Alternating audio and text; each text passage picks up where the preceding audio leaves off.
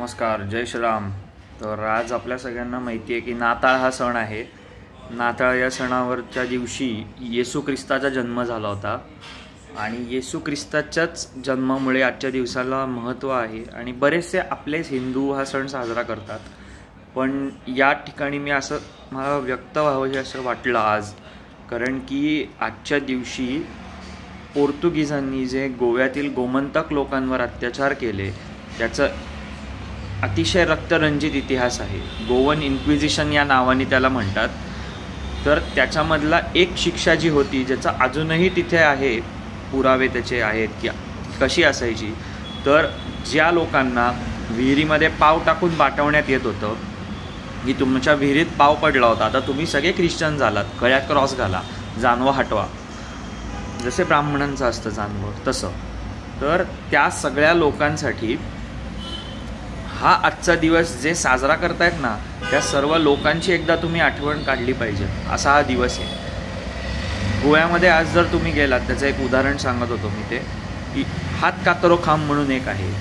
तर त्या खांबाचा इतिहास काय आहे, अनेक वर्ष तो दुर्लक्षित होता, पण काहीच वर्षांपूर्वी गोव्याच्या सरकारने तर जरा त्याच्या आजूबाजूला स्वच्छता करून त्याचं हे केलं.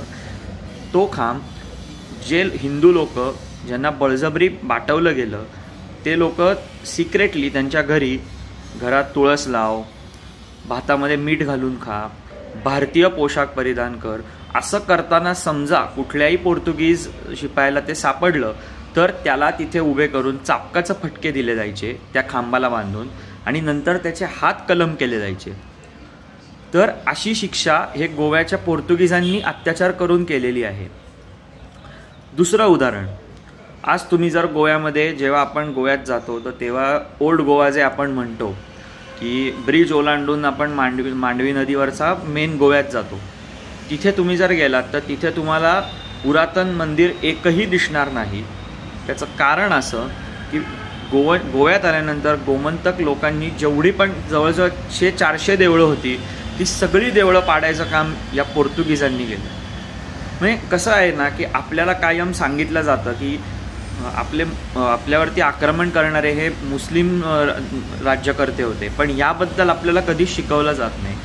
आज तुम्ही गोव्यामध्ये सेंट झेवियर्स चर्चपाशी गेलात तर त्याच्या शेजारी एक मोकळं मैदान आहे, पण आपल्यापैकी किती लोकांना माहिती आहे की त्याच मोकळ्या मैदानावरती गोवन इन्क्विजिशन कोर्ट हे बसायचं आणि तिथे अक्षरशः हिंदूंची इतकी हिडीस विटंबना केली जायची की तुम्ही कल्पना करू शकत नाही. मनोरंजनाचा खेळ होता हा. तो काय, तर काटेरी खुर्च्यांवर बसावायचं, काटेरी मुकुट घालायचे आणि मजा म्हणून त्याला चटके द्यायचे, हा ह्यांचा खेळ. बरं, तुम्ही जर आज आपल्या कुठल्याही म्युझियममध्ये गेलात तर आपल्या इथे तलवारी, आपले जुने वेशभूषा हे दिसतात, पण तुम्ही गोव्यातल्या जर म्युझियममध्ये गेलात तर तिथे तुम्हाला टॉर्चर करायचे खुर्च्या आणि हत्यारं दिसतात. ही किती मोठी शरमेची गोष्ट आहे, तुम्ही विचार करा. आणि त्याच झेवियरच्या इथे 90% आपलेच हिंदू लोक जाऊन सण साजरा करतात.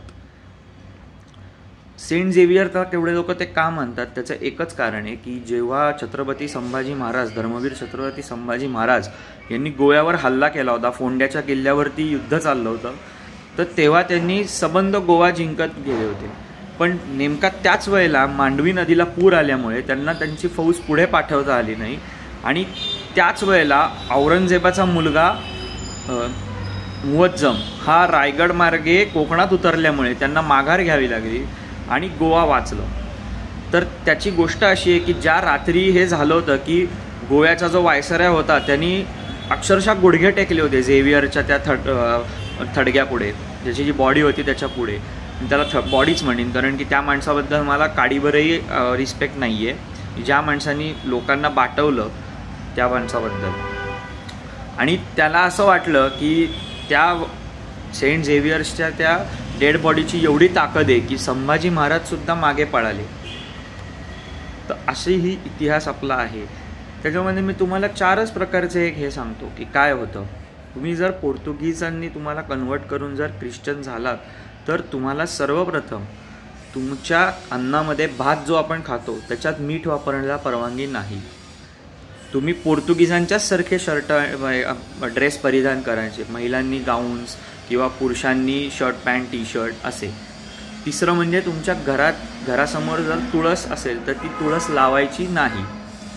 कुठल्याही प्रकारचं स्तोत्र, देवाची उपासना ही तुमच्या घरात न करताना जर आली, करत असताना कोणाला ऐकू आली आणि त्या माणसाने जर तो स्वतः ओरिजिनल ख्रिश्चन असेल आणि त्यांनी तुमची तक्रार जर सरकारी अधिकाऱ्याकडे केली तर ते म्हणतील तेवढा पैसा तुम्हाला द्यायला लागायचा आणि तुमचं ते टॉर्चर व्हायचं गोवन इन्क्विजिशनच्या कोर्टमध्ये. तर असे हे पोर्तुगीज होते. हा इतिहास आपल्यापासून का लपवला गेला हा प्रश्न मी विचारू इच्छितो त्या सगळ्या इतिहासकारांना आणि त्या सगळ्या एज्युकेशन मिनिस्टर्सला, राईट फ्रॉम अबुल कलाम आझाद, ते तर नाहीच आहेत, पण तेव्हापासून आत्तापर्यंत रोमिला थापर वगैरे त्यासारख्या लेखक लेखिकांना की जे स्वतःला इतिहास तज्ज्ञ समजून घेतात, त्यांनी हा इतिहास आमच्यापासून का लपवला. तुम्हाला जर अजून याबद्दल वाचायचं असेल तर the Goan Inquisition in India हे A.R. प्रायोळीकर यांचं इंग्लिश पुस्तक वाचावं. त्यात ही सर्व सविस्तर माहिती दिलेली आहे. आज भले तुम्हाला वाटत असेल की यात काय आहे एवढं, तुम्ही काय हे करताय ते करताय, पण त्यावेळेला त्या लोकांनी जो कष्ट आणि त्रास सहन केलेले आहेत ते आपण कधीही विसरले नाही पाहिजेत. होय, तुम्ही सण साजरे करा, पण तुमचा सण म्हणून आमच्या लोकांची विटंबना करून त्यांचा छळ करणं जर असेल तर आम्हालाही तलवारी चालवायला येतात, हे लक्षात ठेवा. आणि नुकतंच एक मी कोट करू इच्छितो की कोथरूडमध्ये एक प्रकरण झालं होतं.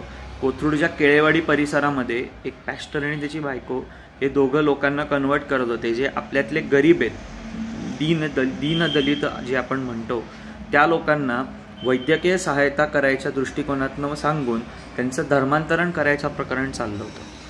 आपल्याच काही जे आहेत आपलेच हिंदुत्ववादी कार्यकर्ते यांनी 3 वेळा जाऊन तिथे अटेंड केली, त्यांची जी प्रेयर, मास प्रेयर वगैरे होती ती, आणि 4थ्या दिवशी त्यांना सरळ पोलिसांच्या ताब्यात दिलं. म्हणजे जागृती होत आहे. आपण जे म्हणतो की आपली लोक काय करतायत, चूक. आम्ही एवढंच सांगू इच्छितो की आमच्याकडची जी शांतता आहे ही आमच्या बुद्धिमत्तेतून नाही. अहो, आमचा धर्म हजारो वर्ष जुना आहे. हो, आज हजारो वर्ष जुना असलेल्या धर्माला तुम्ही नव्हतातच, तेव्हा आम्ही होतो. आम्ही लढून लढून थकलो म्हणून आम्ही तलवारी सोडून आता बुद्धिमत्तेकडे आम्ही गेलेलो. पण तुम्ही हे विसरू नका की त्याच धर्मवीर छत्रपती संभाजी महाराजांचं रक्त आजही आमच्यात आहे. आजही जर तुम्ही हे करत असाल तर आमचे सगळे मावळे हे तुम्हाला नक्कीच ठोकल्याशिवाय थांबणार नाही. तर हा संदेश मला तुम्हा सगळ्यांना पोचवायचा. परत आपण आज सर्व लोकांनी ते जे सगळे त्यावेळेला एवढे हाल सहन करत होती लोक, त्याबद्दल 2 मिनटं जरा एक दिवसभरातनं एखादा दिवा लावावा त्यांच्या स्मृतीप्रित्यर्थ, किंवा मग कुठे एखाद्या देवळामध्ये काही अन्नसेवा वगैरे करावी. कारण की बघा, हे जे आहे ना याबद्दल खूप कमी लोकांना माहिती असतं, आणि ज्यांना माहिती असतं ते म्हणतात अरे आम्हाला काय आहे त्याबद्दल, आम्ही आपला ख्रिसमस सगळे करतात म्हणून करतो साजरा. पण ख्रिसमस साजरा करायला आमचा विरोध नाही आहे, ते त्यांच्या धर्माचं पाळतात, आपण आपल्या धर्माचं पाळतो. पण जे लोक हे म्हणतात की नाही नाही नाही ब्रिटिश आले, पोर्तुगीज आले म्हणून आपला देश प्रगत झाला, चूक. एवढंच मला सांगायचं होतं फक्त.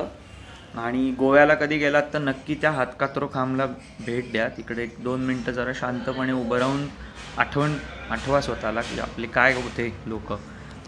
आणि त्याहून नीच गोष्ट जी मी सांगायची माझ्याकडनं राहिली तिथे करायचे, की समजा चुकून एखाद्या घरात लग्न चालू असेल, हिंदूच्या घरात, जो ख्रिश्चनमध्ये कन्वर्ट झाला आहे अगदी नुकताच किंवा करवला गेला आहे, तर त्याच्या घरी लग्न चालू असेल आणि त्यांच्याकडे चुकून जर हळद किंवा मेहंदी असं जर फंक्शन, कारण तिथे व्हायचं असं की आपली लोक शेवटी आपला थोपवलेला धर्म आहे ना, सोडणार कसा तो धर्म, तर त्यामुळे ती लोक सिक्रेटली प्रॅक्टिस करायची. तर तेव्हा सरळ त्या लग्नामध्ये जे होतं त्यांच्या बायकांना उचलून घेऊन जायचे पोर्तुगीज हे होते ते, असं आहे.